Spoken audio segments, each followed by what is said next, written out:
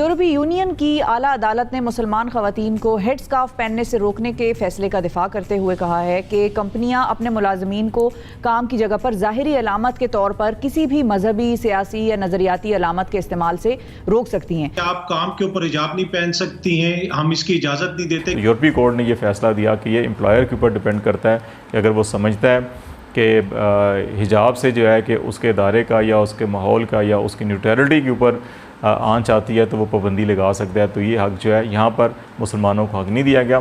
अरबों डॉलर का नुकसान दुनिया में कहीं मुंह दिखाने के काबिल नहीं है। वीजा तक नहीं देते, जाने नहीं देते वहां पे पाकिस्तानियों को जो वहां पर बैठे हुए हैं, और हमेशा हम बुरे। तो किस चीज की खुशनुदी के लिए हम ये एक ऐसा रवैया हमने इख्तियार किया हुआ है? हम ये भी तो देखें ना, कानून है वो उनके बेनिफिट्स के लिए हैं, वो हमारे लिए नहीं है। जय हिंद दोस्तों, a very warm welcome to Hindustan special channel.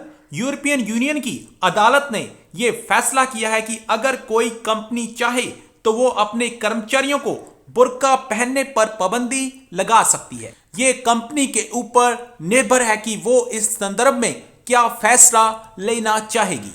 Europe की कई कंपनियों ने इस फैसले के आते ही अपने महिला कर्मचारियों को बुर्का पहनने से मना कर दिया है। यूरोपियन यूनियन के इस फैसले से पाकिस्तानी मीडिया काफी दुखी दिखाई दे रहा है और बता रहा है कि यूरोपियन यूनियन के इस फैसले से सभी कंपनियों में बुर्का बैन हो सकता है। आपको यहां बता दें कि कुछ देशों ने अपने यहां बुर्का पहनने पर पाबंदी लगाई हुई है। आज की वीडियो में पाकिस्तानी मीडिया की बौखलाहट साफ तौर पर देखी जा सकती है। आज की वीडियो में पाकिस्तानी मीडिया ने और क्या कहा, तो चलिए दोस्तों आज की वीडियो की तरफ चलते हैं। यूरोपीय यूनियन की आला अदालत ने मुसलमान खवातीन को हेड स्कार्फ पहनने से रोकने के फैसले का दिफा करते हुए कहा है कि कंपनियां अपने मुलाजमीन को काम की जगह पर ज़ाहिरी अलामत के तौर पर किसी भी मजहबी, सियासी या नजरियाती अलामत के इस्तेमाल से रोक सकती हैं। फैसले में यह भी कहा गया है कि कंपनियों की जानिब से किसी भी फैसले से पहले मुलाजमीन के हुकूक और आज़ादी मजहब का ख्याल रखते हुए मुल्की कानून साजी को भी मद्देनजर रखा जाएगा। अब इस सारे फैसले का लुब्बे लुबाब क्या है, कॉन्टेक्स्ट क्या था, क्यों ये डिसीजन हुआ, और अब इससे आगे आने वाले दिनों में क्या असरात मुरतब होंगे वहाँ की कंपनीज पर और मुसलमानों पर, या जो भी शख्स अपना एक रिलीजियस फ्रीडम जो है वो इस्तेमाल करना चाहता है। हमारे साहब ये बताएं, इस फैसले तक ये फैसला हुआ कैसे, ये क्या कोई कॉन्टेक्स्ट था? तो जरा प्लीज हमारे नाजरीन के लिए भी एक्सप्लेन करें कि ये क्या मामला चल रहा था अदालत में और ये फैसला कैसे हुआ।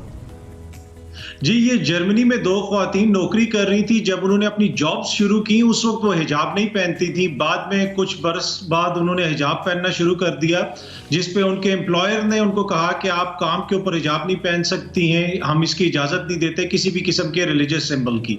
तो फिर वो ये मसला कोर्ट लेके गई और जब कोर्ट के यूरोपीय यूनियन की आला अदालत तक ये मसला पहुंचा तो फिर उन्होंने अब ये फैसला दिया है कि अगर कंपनीज चाहें तो वो लोगों को रोक सकती हैं, जिस तरह आपने भी एक्सप्लेन किया कि किसी किस्म की भी मजहबी या सियासी अलामत पहनने से। मुसलमान ये शिकायत करते आ रहे हैं कि उनकी शख्सी आज़ादियों के ऊपर पाबंदियां लगाई जा रही हैं। कभी मसाजिद के ऊपर वहां पे सर्वेलेंस होती है, उनको नोट किया जाता है कौन आ रहा है कौन जा रहा है, और अब एक जो बेसिक शख्सी आज़ादी माफ कीजिएगा आज़ादी है कि कोई भी शख्स अपनी मर्जी के मुताबिक कपड़े पहन सके। हो सकता है कि आने वाले दिनों में उनके लिए मुश्किलात पैदा हों।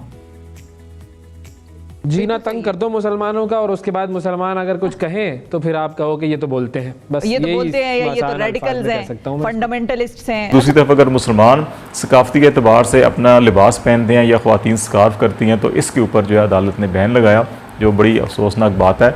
जर्मनी के अंदर ही बेसिकली दो ख्वातीन थी जो चाइल्ड डे केयर जो सेंटर्स होते हैं वहाँ पे ये जॉब करती थी, और ये एक ऐसा इदारा था जो चैरिटी ऑर्गेनाइजेशंस होती हैं उस किस्म का इदारा था जिसमें ये काम करती थी। तो जब ये स्कार्फ पहले नहीं पहनती थी लेकिन छुट्टियों पर गई और फिर जब वापस आई तो स्कार्फ पहने थे, तो फिर वहाँ पर उन्हें काम से रोक दिया गया, उनको सस्पेंड कर दिया गया। कहा जी कि अगर आपने काम करना है तो बगैर स्कार्फ के आप आएँ, स्कार्फ के साथ आपको काम की इजाज़त नहीं दी जा सकती।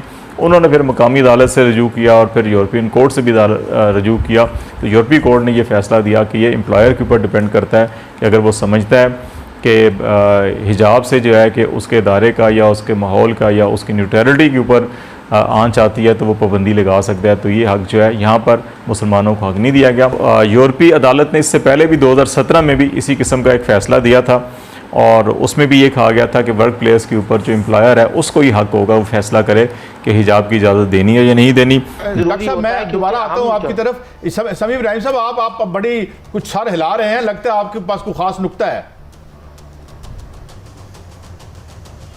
नहीं, नुक्ता ये है, मुझे ये बताएं डॉक्टर साहब, जो कानून की बात कर रहे हैं, ये अमेरिका का जो कानून है ये पाकिस्तान पे अप्लाई होता है? बरतानिया का होता है? एक टेररिस्ट है कातिल अल्ताफ हुसैन, उसको वापस नहीं देते। करप्शन में सुप्रीम कोर्ट ने नवाज शरीफ को नाअहल करार दिया, उसको वापस नहीं करते। डॉक्टर साहब कह रहे हैं कि जी करप्ट प्रैक्टिसेस में ये हो जाएगा। जनरल साहब कहते हैं जी कि वो तो उनसे हम कॉन्ट्रैक्ट खत्म नहीं कर सकते। तो क्या पाकिस्तान को बेच दें, पाकिस्तान के लोगों को कत्ल कर दें, आप उनसे कहें कि ये आपके पिट्ठू हैं, इन्होंने गलत, इन्होंने जो सर आप एग्रीमेंट खत्म करें। मैं दुनिया की मिसालें दे सकता हूं, ईरान को देख लें, उन्होंने अपने आप को सर्वाइव किया। इस कौम में बड़ा पोटेंशियल है, आप उठे तो सही। ये कह के कि कौम मारी जाएगी, आप अपने मफादात को देखते हैं। गरीब आदमी जो बिल पे नहीं कर सकता उसको कुचलते हैं, रोजाना कीमत बढ़ाते हैं कि जी वो नाराज हो जाएंगे। भाई उनकी हमें दोस्ती का फायदा क्या हुआ? 70,000 अमवात, अरबों डॉलर का नुकसान, दुनिया में कहीं मुंह दिखाने के काबिल नहीं है, वीजा तक नहीं देते, जाने नहीं देते वहां पे पाकिस्तानियों को